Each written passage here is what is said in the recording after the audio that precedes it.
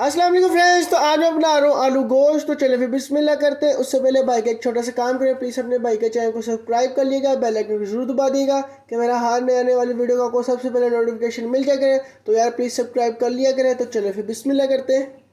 सबसे पहले हम पतीली में ऑयल ले लेंगे। बिस्मिल्लाहिर्रहमानिर्रहीम।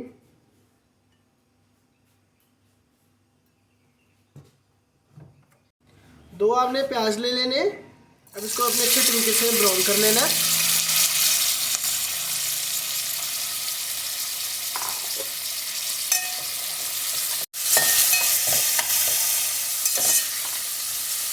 आपने अच्छे तरीके से प्याज को ब्राउन कर लेना है। अब इसके अंदर हम 2 टमाटर ऐड कर देंगे।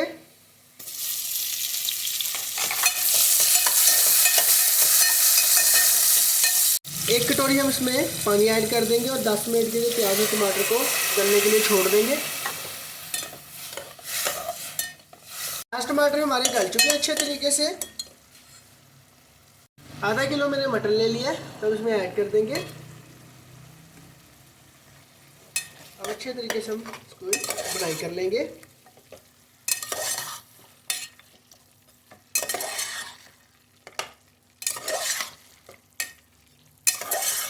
अब इसके अंदर हम अदरक लहसुन का पेस्ट ऐड कर देंगे।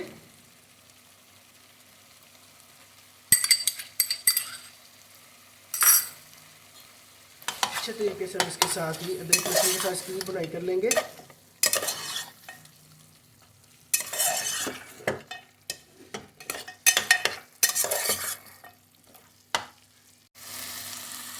एक चम्मच आपने नमक ले लेना है।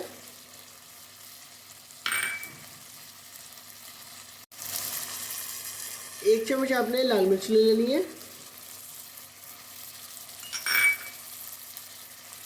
एक चम्मच आपने हल्दी ले लेनी है। एक चम्मच आपने धनिया ले लेना है पिसा हुआ।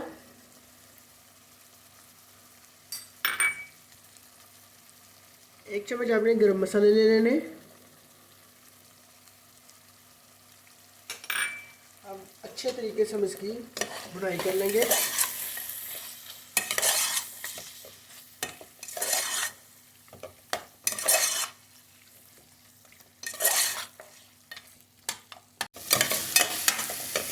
जितने अच्छे तरीके से आप इसकी भुनाई करेंगे उतना ही अच्छा इसमें टेस्ट आएगा।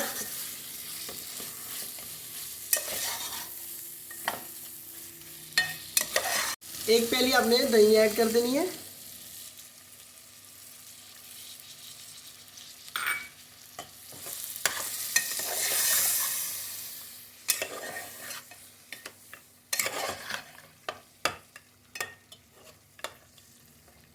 बुनाई मैंने अच्छे तरीके से गोश्त की कर ली है। तो अब इसमें मैं 2 कप पानी ऐड कर दूंगा और इसको 25 मिनट के लिए पकने के लिए छोड़ दूंगा।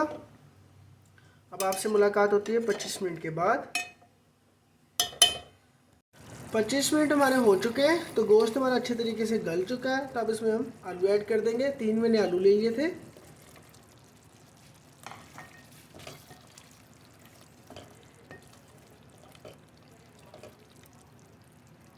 एक कटोरी हम इसमें पानी ऐड कर देंगे और 3 मिनट के लिए हम इसको हल्की सी आंच पे आलू को अपने गलने के लिए छोड़ देंगे।